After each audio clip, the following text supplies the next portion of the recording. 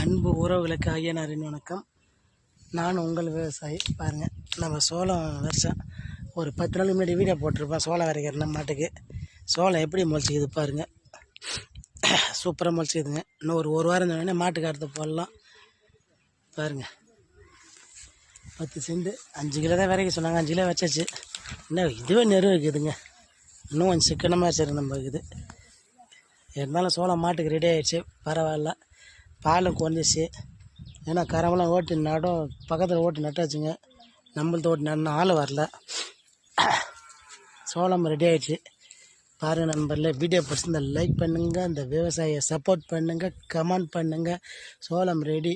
இன்னொரு 10 நாள் அடுத்து போடலாம் மாட்டுக்கு. பாய் நண்பர்களே, மாட்டுக்கு தேவையான ரெடி. நீங்களும் சப்ஸ்கிரைப் பண்ணுங்கள் ரெடியாக, கமெண்ட் பண்ணுங்கள் ரெடியாக, சப்போர்ட் பண்ணுங்கள் விவசாயத்துக்கு.